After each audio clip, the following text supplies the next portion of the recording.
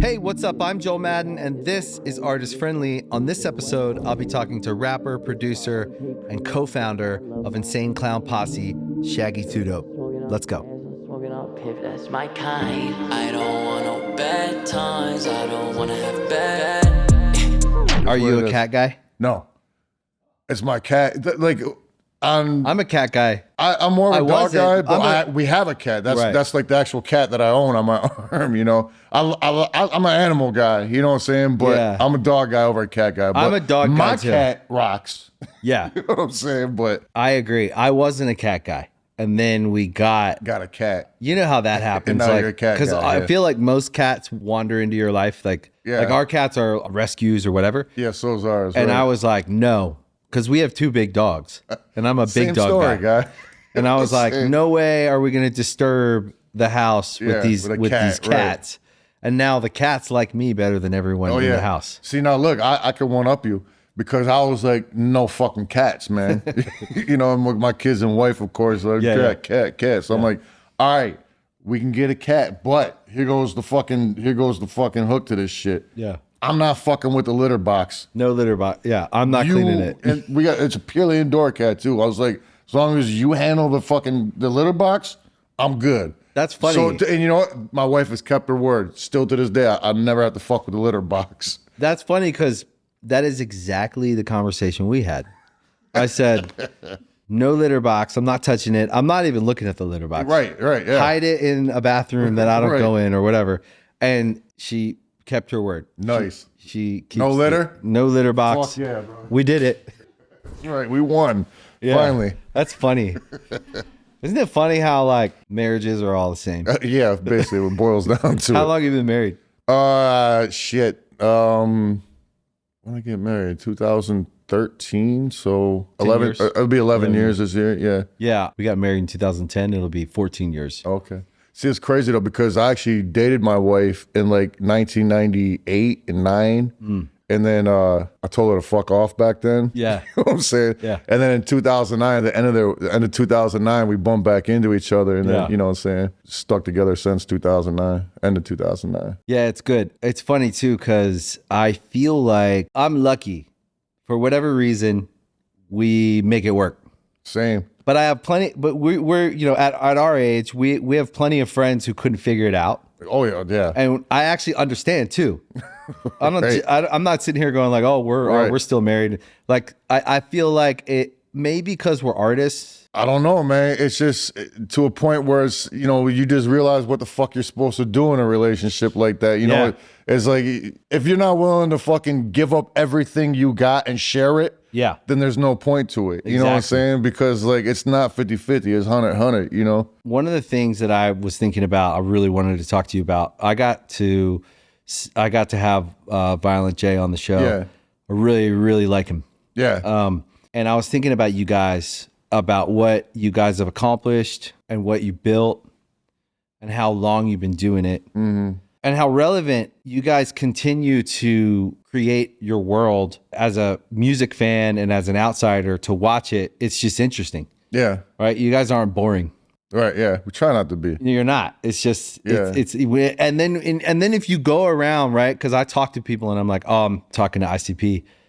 It's relevant. People are interested. They wanna get to know you guys. Yeah. Right. I think a lot of that is because we were so hated back in the day, and they're like, they're still fucking around, huh? Yeah. What are they doing? Why are they still around? Let me peep that out. You know what I mean? Some shit like that. I could be totally fucking off the mark with that. You're right. You know what I'm saying? But I think you're right. I think there's something to overcoming. because the only thing that can make us stop is if we pull the plug. If you know what I'm decide. saying? Right. Because we never were like, we never had to play by the rules of like majors or like, you know, play by the fucking MTV rules or like, you know, any corporate shit, you know what I'm saying, where suits are involved. We never had to play by those rules. You know what I'm saying? You denied it.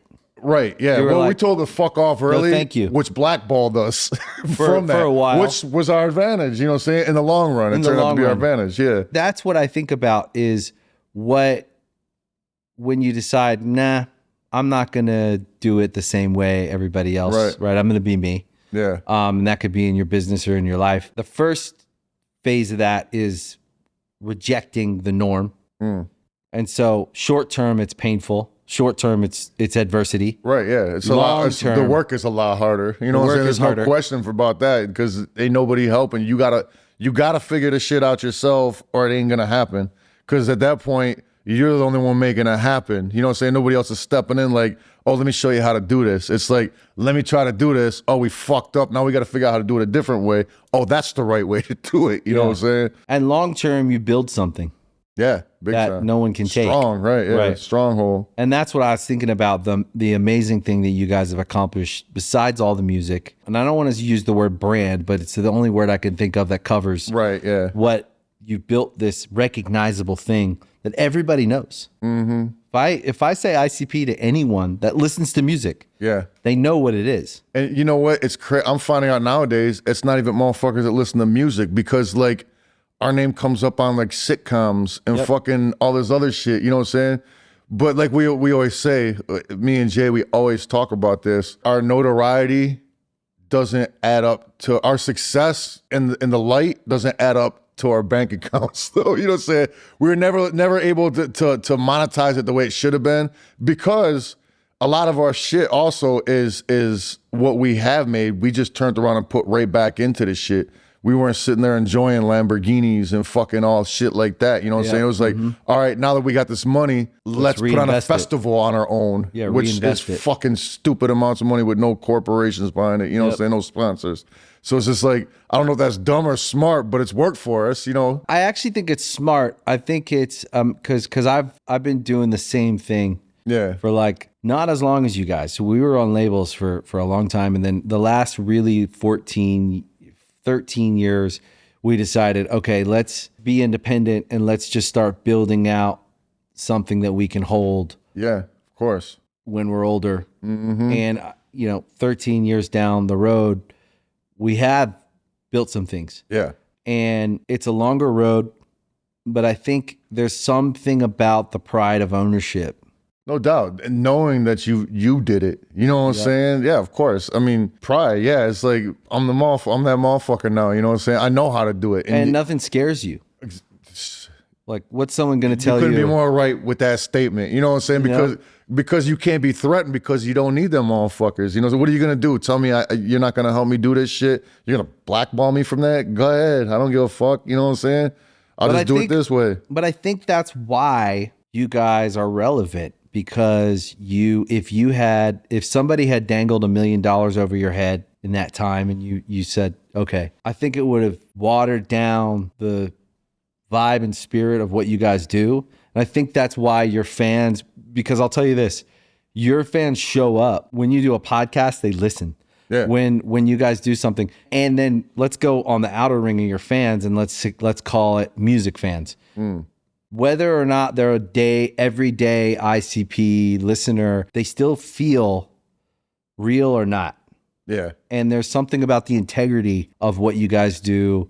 And I think it's something like, I don't have a price. Right. Yeah, exactly. Right. I'm doing this. This is I could do this and that, but this you can't touch. Mm-hmm. Right. I have that too. Like there's a couple of things that there's no price on it.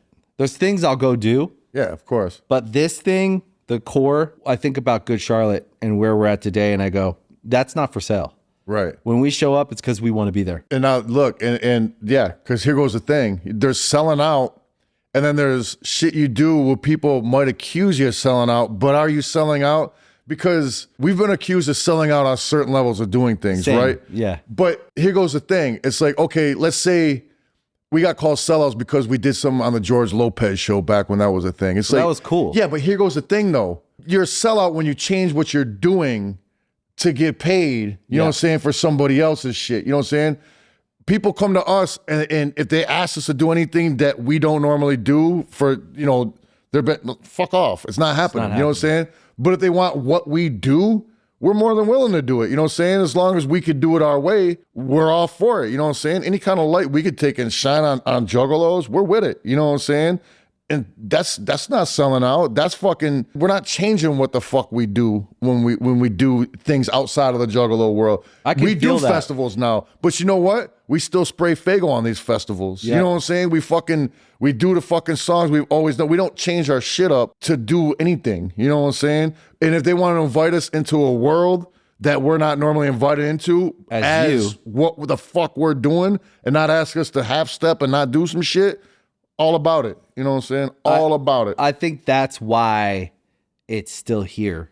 I think it's a longer road, and the short term doesn't feel as profitable, but it is as profitable. It's just you're putting the money back into the thing you love. Yeah, no question. Right? Instead of watering it down and then keeping some money here and there. So I think about, me and my brother talk about this all the time. We have 3 categories for decisions on what we will and won't do. One is, I would do that for free. I fucking love that. Right, yeah. 2 is, I will never do that. I will feel like a joke if I do that. 3 is, I wouldn't do it for free. I don't mind it, but this is how much I need, I think, to show up and do it and feel really good about it. It's got to be worth your time. Right? So those 3 categories, if somebody brings an opportunity to me and I look at it and I go, there's no way I'm ever doing that, I would feel like a joke if I did that. Right. It's just a no. Right, yeah. We're not getting into a negotiation. Non-negotiable, right, yeah. We're not wasting their time. This one, I would do that for free. So let's figure out what works for you and we'll figure it out. And then it's an easy negotiation. 2 is, I think this is what I need to feel really great about that, because I don't mind it, but it's not necessarily, I'm not excited about it, right, but I don't mind it. Right. And then it's a negotiation, right? And usually if we categorize opportunity that way, for us, we can make really quick decisions and negotiations. Right. So that it's easy for both sides. Because what we also don't want to do is like get into a negotiation we shouldn't be in. Right. Or you could look at who's it beneficial for. You know what I'm saying? Because if it is something you're like, maybe, and it's more benefiting than them, you know what I'm saying? For you to come out and be away from your family and your kids and giving up your time, it's got to be worth my fucking time. You know what I'm saying? Because that's all we have now is our time, you know? And, getting older, that shit goes by like this. It was just fucking 2000. Yeah. You know what I'm saying? It'd be like 2000, it was 20 years ago. I'm like, what the fuck? That was 20 years ago. Holy shit, it was. You know what I'm saying? Crazy. So as far as I'm concerned,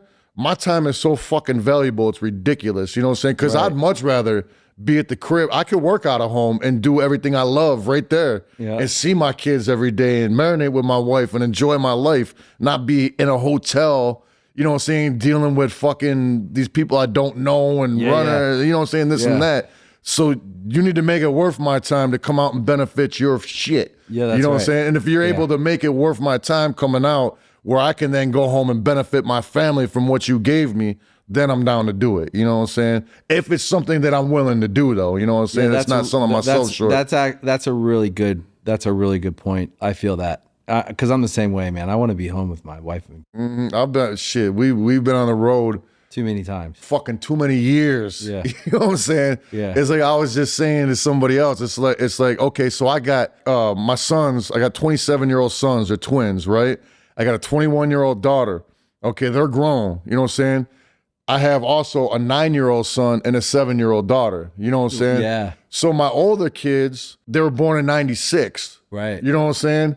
Shit, 96 to fucking 2000 something. We were not at home, man. We were on the road.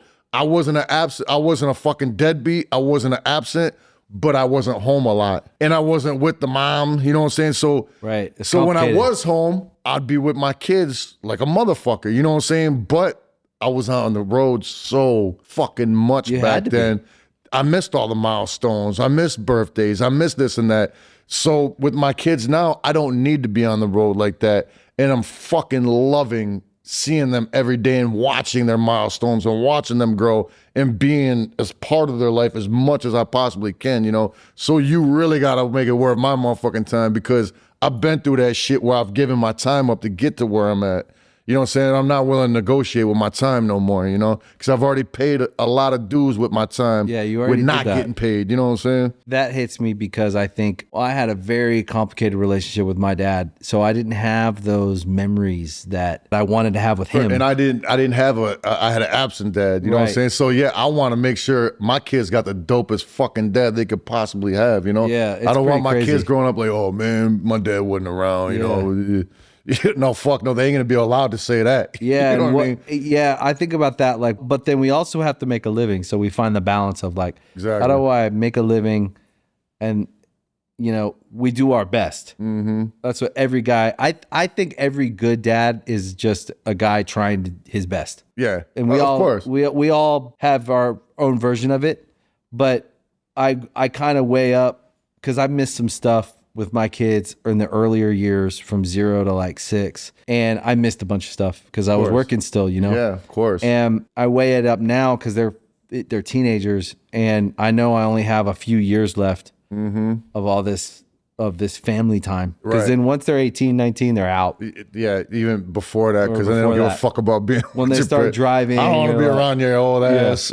You know what I mean? Sure, you were in a cool ass band, but shit, you ain't yeah. in fucking this band now that we're listening to. You know what I'm saying? And to every kid, their parents are, especially when they're teenagers, the last person they want to like deal with is their parents. What was that? I read like a while ago. It was like the lead singer of Slayer's teenage daughter is just like, oh fuck. Yeah. You know what I'm saying? So your dad's Slayer though. You know what I'm saying? He's cool. Doesn't matter. It's her dad. You know what I'm saying? Yeah. If you're somebody's dad, you're not cool to them. Right. And they definitely don't want to hear what you think is cool.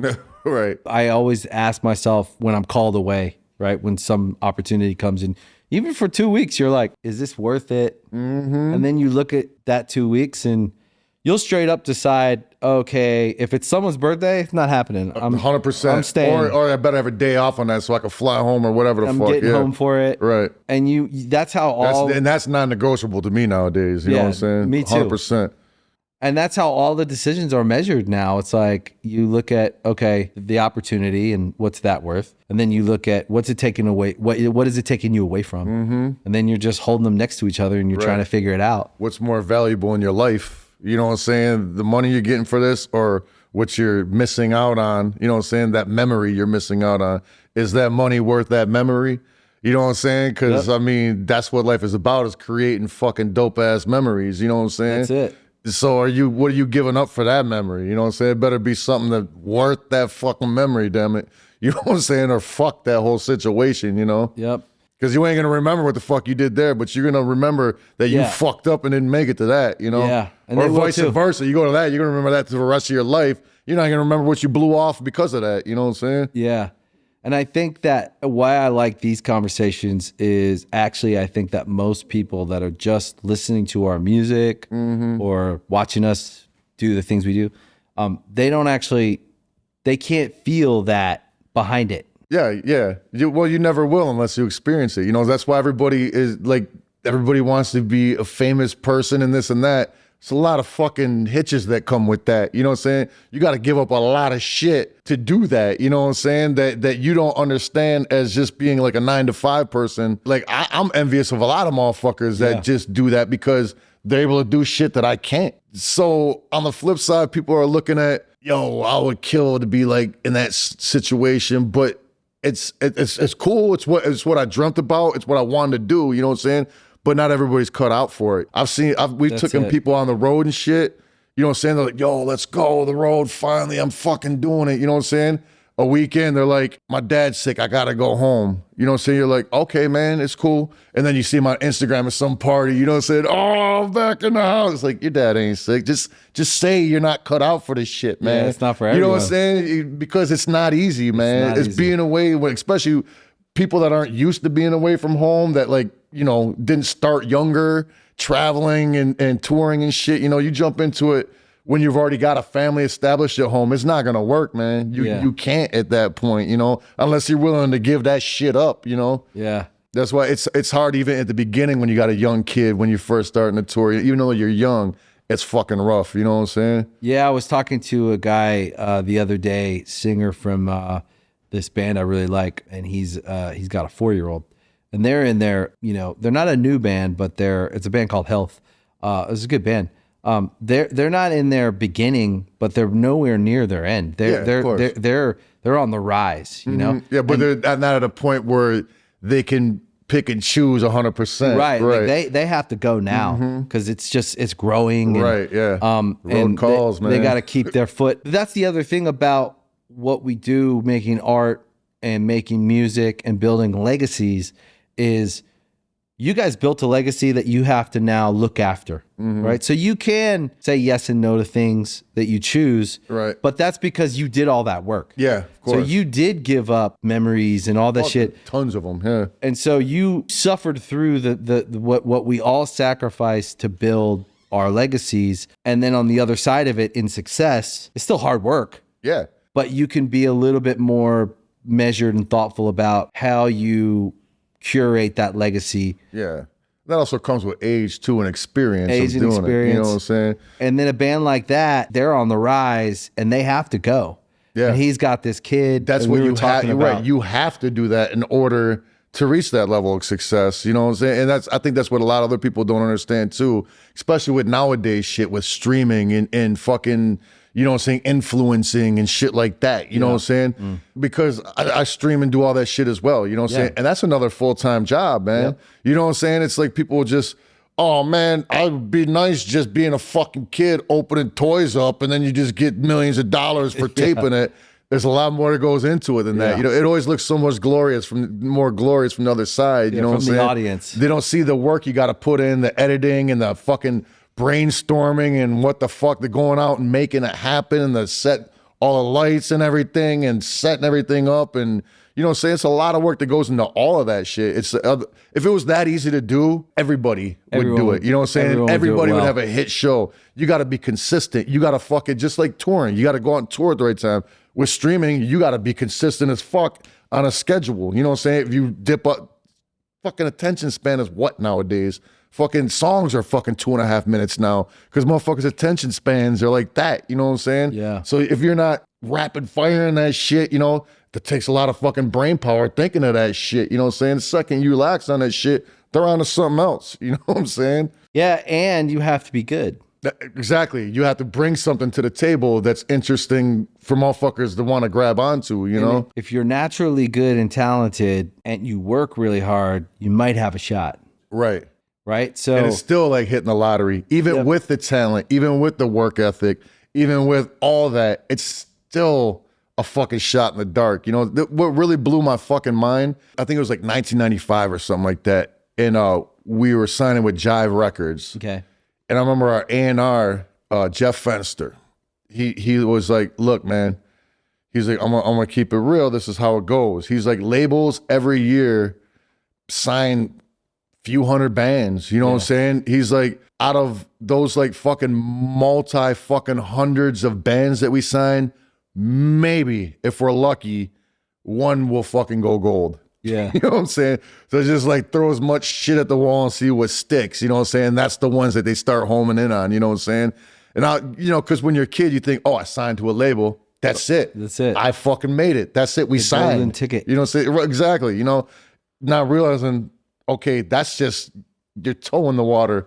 Now it's time to fucking learn how to swim. You know what I'm saying? So yeah, that like blew my mind when I was like, well, how could that be? And of course, just like everybody else, we learned the hard way, you know what I'm saying? Well, you learned the reality and you guys did the hard work.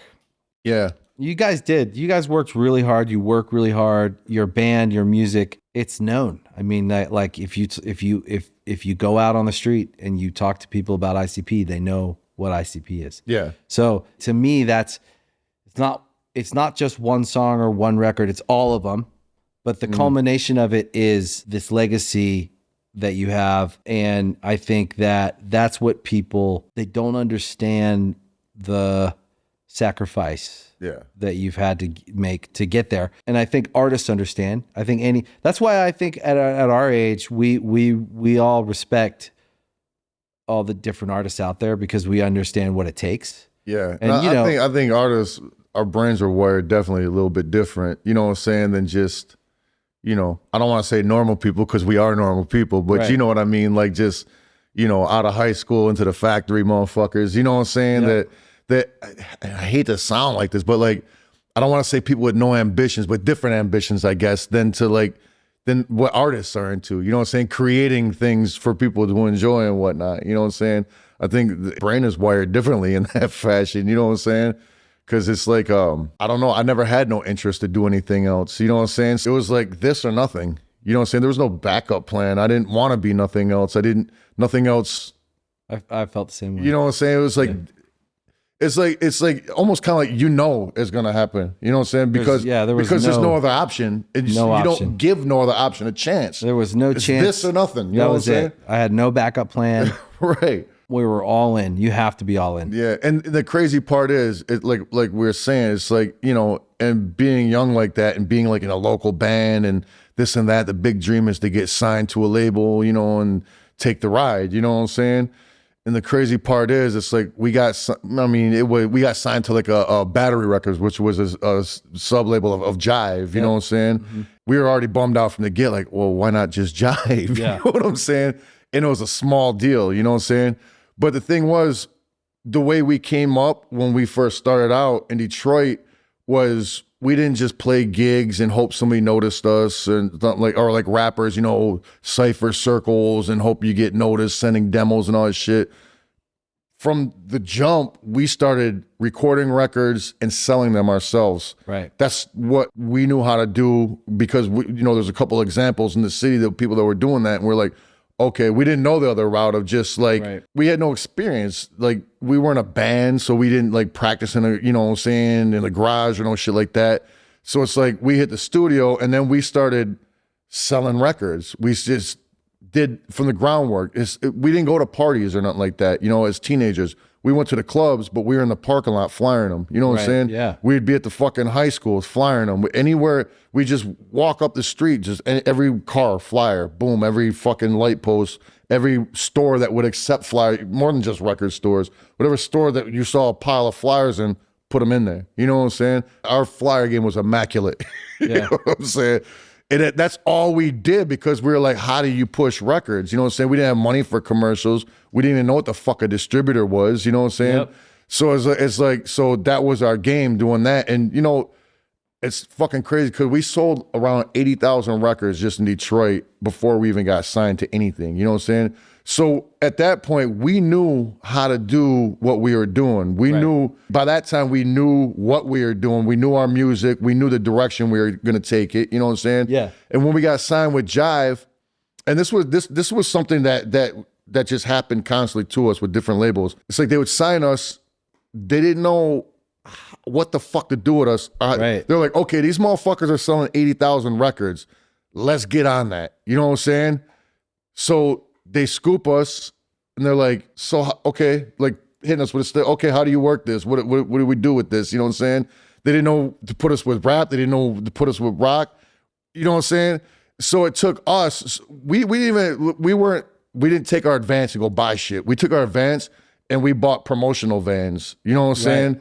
And we put it back into our band. You know what I'm saying? And then, so when we saw Jive wasn't promoting our record anywhere, we were like, all right, we're taking our vans, we're taking the rest of the money buying samplers, and we're fucking hitting the road on our own. And we no shit, we fucking closed our eyes and threw a dart at a fucking map. Fucking Dallas. You know what I'm saying? Dart hit around Dallas. So we're like, all right, Dallas, that's our first shit. Went to Dallas. You know what I'm saying?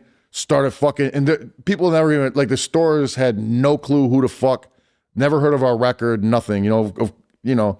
And now I understand we were a new group on a fucking label. Of course they didn't. You know what I'm saying? They weren't pushing us. It takes time. Right. We weren't a radio group. They weren't pushing radio or nothing. You know what I'm saying? So we were like, fuck that. So by the time we left, Dallas knew who the fuck we were. You know what I'm saying? And then all of a sudden, we noticed stores were starting to carry our shit and whatnot. You know what I'm saying? So then, whatever, we went through our shitty deal with Jive, you know, didn't work out, whatever the fuck, you know what I'm saying? So then we're looking for a way to get out. We've been on, goddamn, I don't even know how many fucking labels we've been. We've been on Jive, we've been on Island Def Jam, fuck. What's the one that went on? Fuck, I don't even know. You know what I'm saying? We've been on a lot of fucking labels, like majors. And the thing is, we've never been dropped. We always find a loophole or a way to get out of our contracts, because it's always like, okay, so with Jive, what happened was Hollywood Records, we know we had our entertainment lawyers, whatever, and I guess they had shopped it to the right place. So now this dude, Julian Raymond from Hollywood Records, he was interested. He's like, okay, but the deal was we were still signed with Jive. So he was like, yo, we're owned by Disney. We got this money. You know what I'm saying? So they bought our contract out from Jive. You know what I'm saying? Because they saw the potential. At least Julian saw the potential. You know what I'm saying? And it was great, man. They treated us fucking awesome. You know what I'm saying? The one thing that sucked, and the only time we did sell ourselves short was on Hollywood Record. We turned the record in, right? And they send it back to us with a list of lyrics we had to change. They're like, you can't say you shot this guy in the face or whatever the fuck, you know what I'm saying? Yeah. But what we did, we were clever. We just slanged it up, said the same thing just with slang. Right. So you never even know the fuck, just the suit motherfuckers didn't know what we were saying at that point. You got creative. Exactly. Yeah. You know what I'm saying? So then record comes out, you know what I'm saying? Man, Hollywood treated us great. You know what I'm saying? It was awesome. You know what I'm saying? And then fucking had everything in place. We had in-store releases, all this shit, you know what I'm saying? So I think it was in like Toledo or something like that, not far from Detroit. We go to do the in-store midnight release shit. So we sit down, we start doing shit, and our rep, he's like, hey man, I gotta talk to you guys. You know what I'm saying? So he takes us into the back room at the record store, our manager and shit. He's like, yo, they just pulled your record. We're like, what the fuck does that even mean? You know what I'm saying? They pulled our record. You know what I'm saying? So the day it came out, Disney was like, nope. And they're like, recall all of it from everywhere. Because what had happened was... So did you get out of that deal for that? Yes and no. It was weird. You know what I'm saying? So like what had happened was like all these Southern Baptist groups, you know what I'm saying? I guess something was going on with Disney with like gay people or something. I mean, this was in the 90s, you know what I'm saying? Totally different gay world back then, you know what I'm saying? It was and so harder. all kinds of ruckus was started because Disney was like hiring gay people or something. I don't know exactly what it was, but they were about to boycott Disney, you know what I'm saying? And I guess they're a big group enough to make a dent in Disney. So they're like, oh shit, let's see what the fuck Disney owns. And when we first signed with Hollywood Records, we were like, yo, Disney owns you. How the fuck? They're like, yes, but they have Disney Records for that shit. We're Hollywood Records. They own us, but they also own Miramax Films. You know what I'm saying? Which is Freddie, Jason, all them. You know what I'm saying? Stuff. So we're like, bet, that sounds cool. You know what I'm saying? And that was always the thing. You know, they had the suicide machines, you know, the name alone. You know what I'm saying? On Hollywood Records, you know? Yeah. And then so these Southern Baptists, you know, they're just like, yo, fuck all this shit. So Disney's like, oh shit, what do we get rid of that is obvious? You know, like, oh, these fucking guys. No, shit, can them. Get rid of them. You know what I'm saying? Just like that. Our fate was sealed with that shit. You know what I'm saying? Because of whatever the fuck else was going on. You know, they kept Freddie and Jason though, which is crazy. Yeah. But so what happened to that record? So what happened was they pulled it. You know what I'm saying? Our career was over. We were like, what the fuck just happened? You know what I'm saying? What the fuck?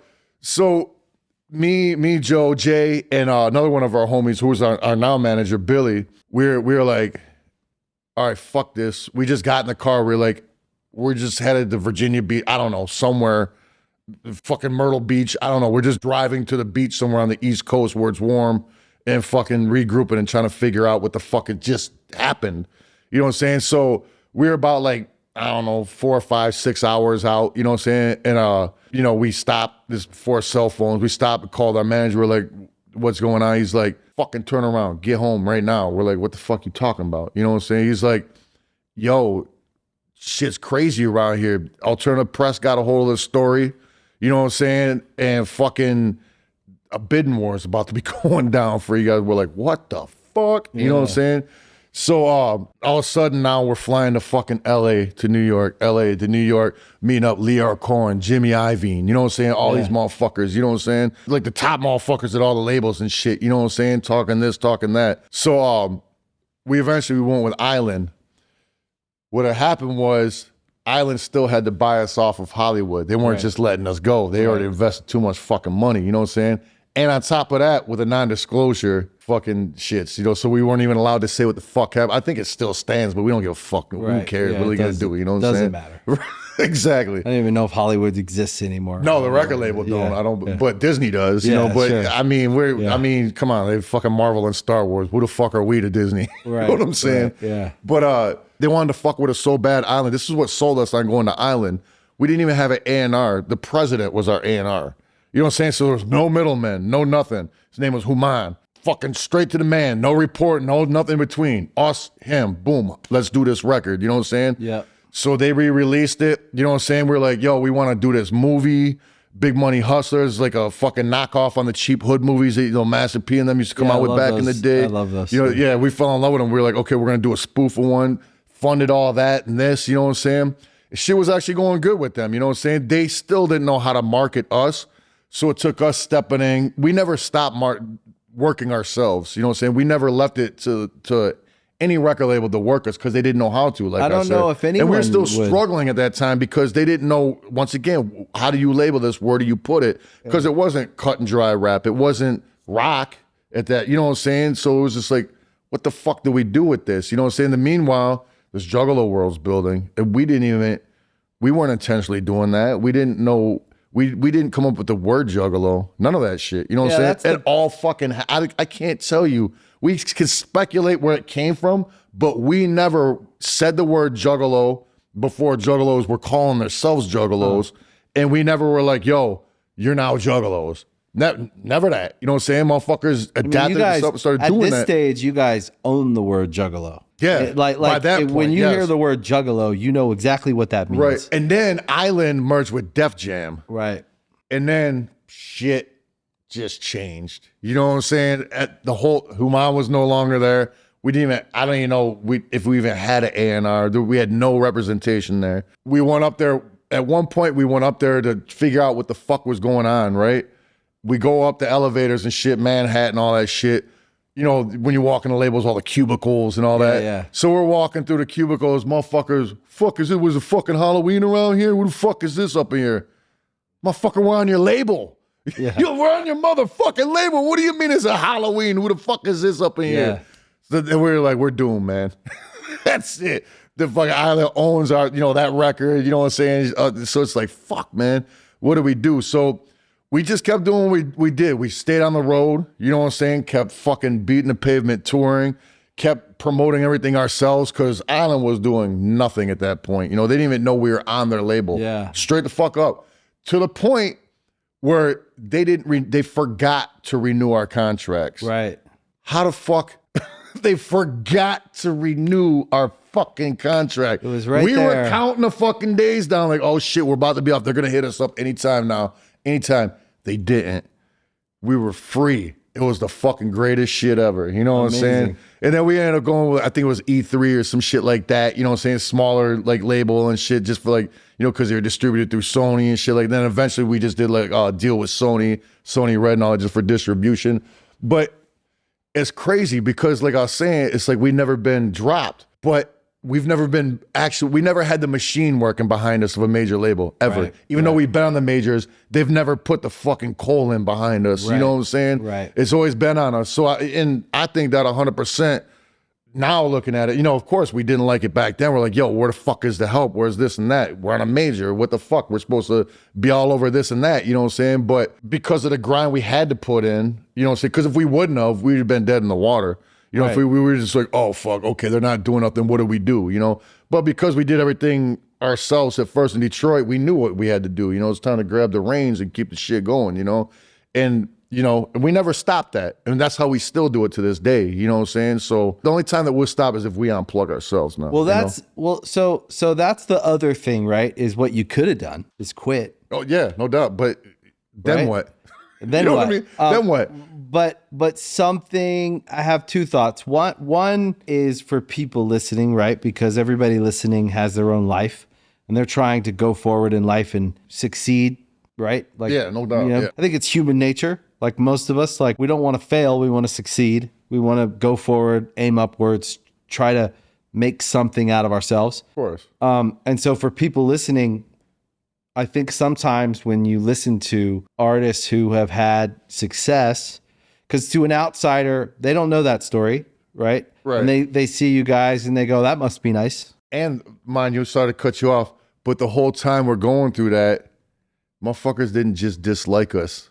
Motherfuckers hated us. You guys You know what I'm have. saying? I was there. Hated us, man. Yeah, I was there as a spectator. Dealing with and the hate, well, that, you know what I'm saying? while you're dealing with that, But you know what we did? We embraced the hate. We're like, fuck it, hate us. You know what I'm saying? Let's go. Fuck it. Now we're the most hated motherfuckers. But what are you gonna do? So now, what can you do to us? Right. You already hate us. Yeah. We're not allowed to be at your shit. we're already You know what I'm outsiders. saying? I was just telling this story out of the blue. Blew our fucking wigs off our head. You know what I'm saying? Billboard awards. Like, you guys come to the show. We're Yeah. like, wait, what, us? You know what I'm saying? Because we weren't allowed on nothing. Yeah, You know what I'm guys saying? were- Even if we asked, they'd be like, get the fuck out of our face. You know what I'm were- saying? And we were like, yes, all right, let's go. The whole red carpet gimmick. You know what I'm saying? Yeah, I think we were behind the Backstreet Boys in that line. Yeah. You know what I'm saying? Getting out the cars.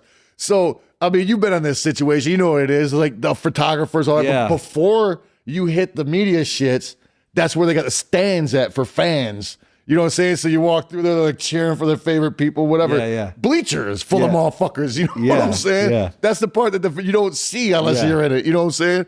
So, like, whatever. I can't, whoever the fuck gets out the limo in front of us, we see, you know, through the limo glass, you know, everybody's like, going ape shit. You know what I'm saying? So we're like, all right, our turn. We get out.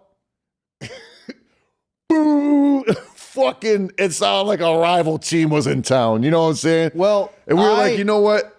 Fuck yeah. You know what I'm saying? It's like, But- what else do you do in that situation? but I think that you guys embraced the controversial elements around that. It tended to be that the entertainment world liked to turn ICP into a more controversial thing. But what you guys did really successfully was embraced it. If we wouldn't have, it wouldn't have worked. But to me, that's the mark of why you have so many fans. Yeah. Because most people, I think, and I certainly did growing up, feel like outsiders. Mm-hmm. We don't. Most of us don't feel like we're in the cool group. Right, yeah. Most of us feel like we're outside. Mm-hmm. Most of us feel like we're not invited as well. Right, yeah. And even when I was invited, I felt like I wasn't invited. Right, yeah. Right. So that was my experience with success the first time around. Was because of my self-esteem and my growing up in a tough environment, and with adversity and things just didn't seem to ever go the right way. Yeah. So it felt like I always felt like I was down on my luck. Mm-hmm. The thing that I think I had to learn to be careful of was that might have been the truth for the first 18 years. And then when I got out into the world, when I got to leave home, Right. wasn't actually the truth. My luck started to change because I started to do things towards success. Yeah. Right. And whether it was driven by a passion for making the music or my dream of making it, I was aiming upwards. Right, right. And I was trying.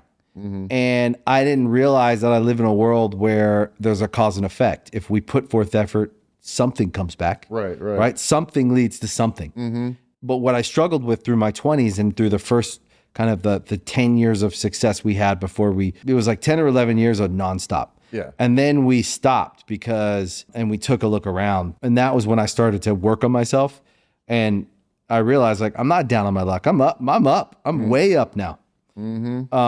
My formative years gave me a perception or a bias of the world that it's just a hard place and nothing goes right. Yeah. no doubt. What real creative, successful people do is adapt to the environment or the situation and make the most of it and find their way out of it. And then they find a way. It's like we do what we have with what we do what we can with what we have. You guys, no one told you how to have a career, right? You guys had to figure it out. Of course. And that shit is hard. Most people don't have the stomach for that kind of confusion. Yeah.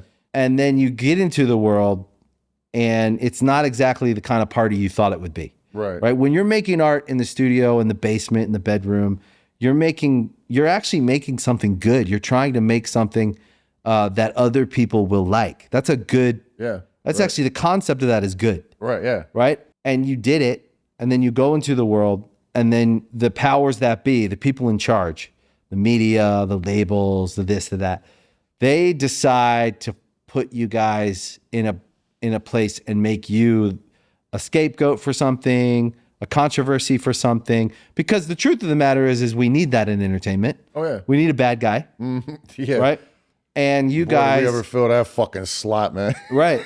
And you guys embraced it. Yeah. and branded it and gave people a place to go when they felt like they're that guy. Yeah. So all the people, that's what one of the things that I feel like strikes me the most about the gathering and the people that I think they not only love your music, but they love I think there's something about people having a place to go when they feel like they're that guy. Because no question. More of us than less of us that feel that way. We compare it to like a family reunion for motherfuckers. You know what I'm saying? And a lot of those people don't have another place to go. True. Yeah. And that's what's important. That's the thing that you can't put a price on it.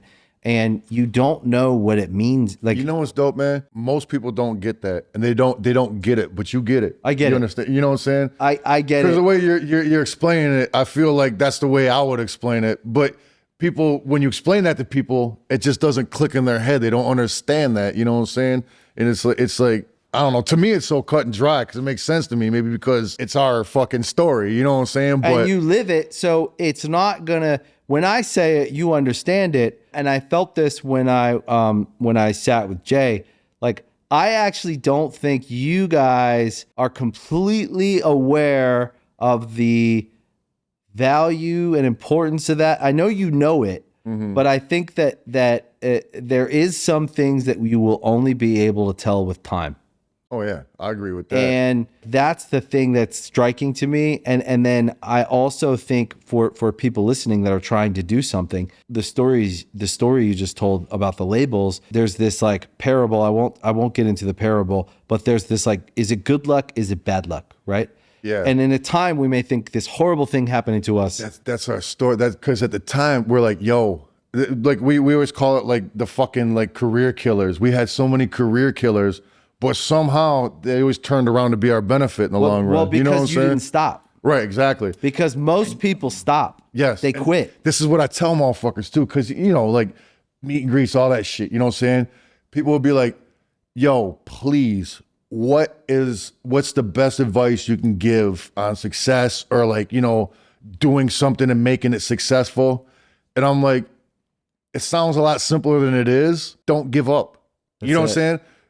People that have made it are the ones that never gave up. That's it. You know what I'm saying? The second you give up is the second you don't make it. I mean, saying it is simple. You know what I'm saying? Simple in concept. Exactly. But then doing it is a lifestyle. The work is something else, but that's part of the process. But the second you give up and you don't do it, it's not going to move forward no more. You know what I'm saying? It's going to go. Because it's this long, winding road. And that's the thing that I tell other creatives and other entrepreneurs and other people that are trying to achieve, especially when someone talks to me and they're 25. 25 feels, you know, you're in your 20s, you feel older. Yeah. But I'm 45. Right. It's 20. That's like a kid now. That's a 25. kid, right. I'm right? about to be 50. I'm like, God damn, man, you look like a teenager. Yeah. I tell them, like, look, do it for 20 years. Right. And one is you have to love what you're doing in order to do that. For sure. You gotta want it for you know, money is a metric we use to measure some things, but it can't be for the money. Exactly. And you ask anybody that's in a successful position, artist at least. I don't know about businessmen and shit like that who just aren't in it for the money. You know what I'm saying? Yeah, But when you start like anything art wise, you know what I'm saying? If you jump into it to get money, you're gonna quit so quick because there is no money in it. Until, you know, say you take it somewhere. At the beginning, nobody gets painters, fucking poets, fucking musicians. Nobody that fucks with any kind of art makes money from it at first. You know what I'm saying? If anything, you got to sink mad money into that shit. A lot of times, it still don't go nowhere. You know? It's constant sacrifice. And then if you amortize the money over the years you spent not making money, right? So you spend all these years building, and then it's this curve that happens where then you get paid up here. So it's 10 years of work, and then these last 2, you get all this money. Right. But if you average that out over 10 years, still not that much money. Exactly. Right. So what you guys are an example of is, one, adapting to the situation and embracing the reality of what life was then. Okay, you're going to call us the bad guys? We're going to fucking entertain the shit out of you then, right? On the other side of that, it must be an interesting experience for what I know was a controversial roller coaster ride of a career in the early stages of it. Now, I can say from my experience as a spectator, everybody embraces you. It's all love everywhere you go. This is the payoff. Right. You know what I'm saying? Because like we never saw that coming. Right. Never. You know what I'm saying? So like what like I mean, and this is more recent than anything. You know what I'm saying? Yeah. As far at least in our face. You know what I'm saying? Yeah. And you know, I got different ideas of what happened. You know what I'm saying? But I think the number one thing is the fact that we never stopped. You know what I'm saying? Yep. It's just not only did we keep going consistently, but we just kept going at the same rate. You know what I'm saying? It's like we never stopped going on the road. You know what I'm saying? And it's funny because like you'll bump into people like, you know, it's always older people. You still doing that ICP thing? Get the fuck out of here. Yeah, of course. Yeah. You know what I'm saying? Yeah. You still doing How's music? that going? Exactly. Yeah. But I get that too. But it's like a twofold thing because not only is it, you know, just people that buy music, just the public at large, you know what I'm saying, now accepts us. Not fully. I mean, it's not going to come to a show. They might go to a festival and see us, but they're not going to, I mean, they're scared to come to shows still because they think Juggalos will fuck them up. Yeah, Juggalos you know what I'm saying? Which are is wild. not true at all, by the way. You know what I'm saying? But they got it stuck in their head. Yeah. But, and the industry as well. You know what I'm saying? So it's like it's like the consumers and the industry both are now like embracing, you know what I'm saying? Which is fucking alien as shit to us. You know what I'm saying? But I think motherfuckers that were like running shit in the industry in like the 90s and earlier 2000s and shit like that, they're retired, dead. You know what I'm saying? So all the people that were young back then are now running this shit who are like, okay, they were dope. You know what I'm saying? Yeah. I liked them back then, you know, or whatever the fuck we may have done, you know? So now they're the people running shit. Okay, let's give them an interview. Okay, let's put them on this. Okay, let's do that. You know what I'm saying? They're still around, so let's go. You know what I'm saying? And you know, it's weird. It feels great. You know what I'm saying? Like, I don't know what would have happened if it would have started from the beginning. We would have been totally different motherfuckers. You know what I'm saying? Because like, but I think that also, as far as, I can only speak for me, but it humbled the fuck out of me. You know what I'm saying? And it's like just going places now, like just doing podcasts like this and speaking to people like you that actually see it for what it is, not just dismissing it as garbage and fucking shit like that. Like, I'm not saying you personally have done that, but I'm saying like most people have done to us in our career. You know what I'm saying? Not even listening to it. Oh, I know it's trash. It's ICP. You know what I'm saying? Right. It's like, what the fuck you talking about? You know what I'm saying? But now that that's not a thing no more. You know what I'm saying? We're not the joke no more that we used to always be. We were always the butt of jokes our whole career. You know what I'm saying? Yeah, but at least it's not an ICP. You know? Right. Yeah. You know what I'm saying? We're well aware of all that. You know what I'm saying? Yeah. I mean, it happens so much. It doesn't even fade us no more. You know what I'm saying? Right. So the fact that it's turning over now, you know what I'm saying? It's weird. We're so used to getting hated that the love now, it's sometimes it's hard to accept because you think you're getting set up or something almost, you know, for like for something. Yeah. But you know what I'm saying? I'll take it because it's fucking. Well, it's deserved. It's because especially nowadays at the age I'm at, like my mental health is number one over everything. You know what I'm saying? Because everything falls into place once that's fucking correct. Yes. And that helps that like a motherfucker. Yes. And you know what I'm saying? So it's like, you know. I think that, look, if I had a book called How to Be Yourself, I would give ICP a chapter. Yeah. You know what I mean? Because I do think that the through line for me, the thing I pull out of it, because I'm overly, at this age anyways, I wasn't always this way, but I think it's just a need to make sense of life in the world and a need to feel like I understand people. Mm-hmm. And then I also want to take something away from your success and go like, what did that guy do? I want to learn how to do that, right? Right. Because I think that the point of life is learning how to be yourself. You don't get to be anyone else. Yeah. You only get one chance to learn how to be you. Right. And what I don't want to do is spend my life chasing an idea, someone else's idea of what I should be. Right. And you know what? And this is not easy to achieve. Right.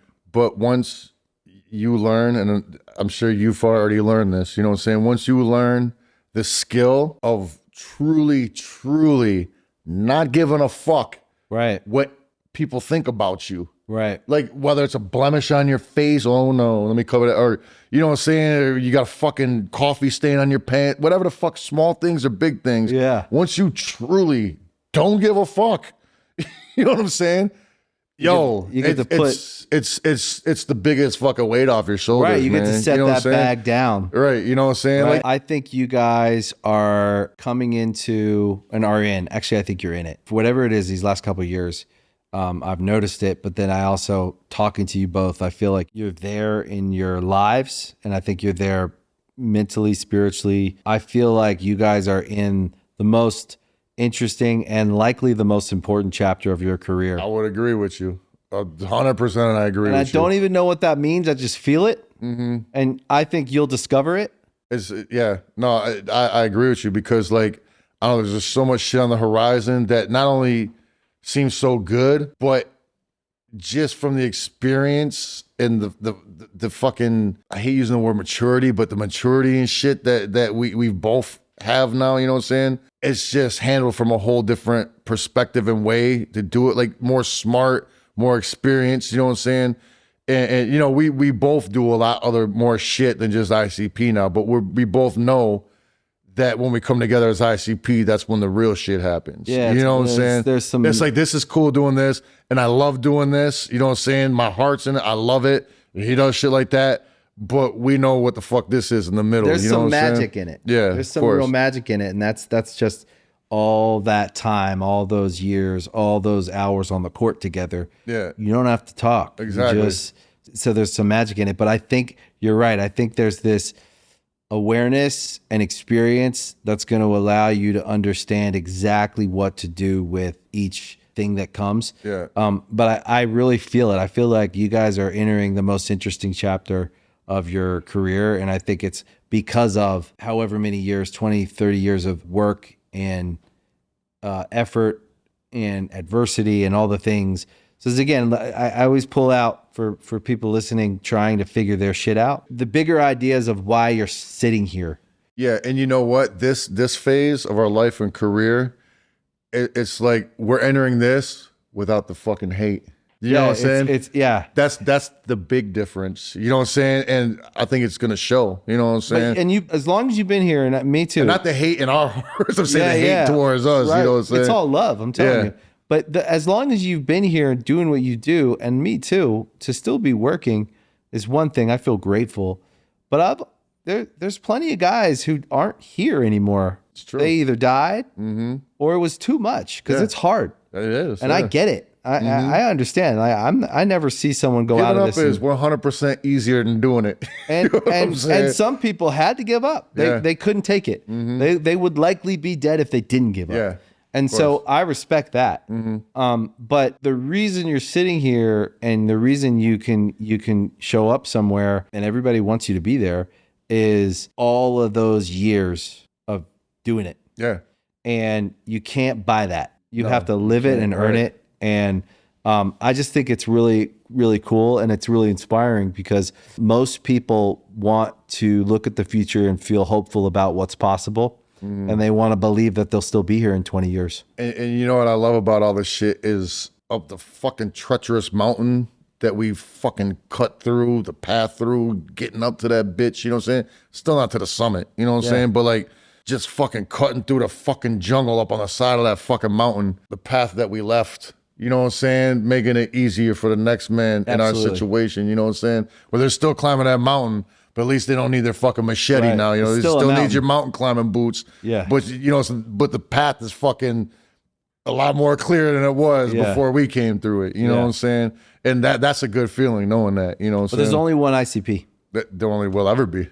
You know what I mean? There's only That to me is the standout. Is there's only one. Yeah, it's true. Pretty incredible. It's an incredible feeling. You know what I'm saying? And thank you. You know what I'm saying for saying that. It's the truth. It's it's hard for me taking compliments. I know, me too. Me too, but someone has to say it. Well, thank you, man. Because in my heart, thank you, though. Yeah, for real. I appreciate that. If we don't say it, we all know it. Yeah. And it's important to say because it's all the money, all the stuff, the accomplishment is that you guys built this thing that is unique. Yeah, I mean, it's what gets put in the fucking book in the end. That's what matters. The award, what gets put in the fucking history book. The record sale. You guys have done a lot. There's record sales. There's money. There's a bunch of stuff. That's all great. But the real true accomplishment is, to me, two guys that started when they were kids are still together. So what does that tell the rest of us? That it's possible. Yeah. It's possible to have a relationship. Yeah. It's possible to have a friend for your life. And it's possible to work through all the adversity of friendship and relationships, and then to do something unique on your own at the darkest times when no one believes, at the height when you have those moments of success. All of that passes. On the other side of it is, what did we do? Yeah. What's our legacy? Right. Yeah. And it's the things we can't touch. But I think that when I look at you guys, I feel a lot of happiness, because it's telling someone back there that it's worth it, and that if you have an idea that no one else understands, you can still go forward and build that thing. I think you guys are the example of in music. It's like I'm not judging anyone, or I'm not talking shit about anyone, but to find something unique is hard. Yeah, and, it is. Yeah. I appreciate you coming. Man, let me tell you something, dog. What you did just now, you just put me in the best mood for the rest of the night. I'm gonna be like, oh, you should be shit, in a good man. mood. I'm always in a pretty good mood, you know what I'm saying? But now I'm about to be smiling all night and shit. Definitely. Thanks for coming on. Hey, man. Thank you, man. Great to meet you. Awesome, man. Thank you. Thank you for watching Artist Friendly. If you like this episode, please make sure you hit the like button, you follow the channel, and please share it with your friends. We appreciate the support. That is why this show exists, because you listen to it. Thank you guys, and we'll see you next time.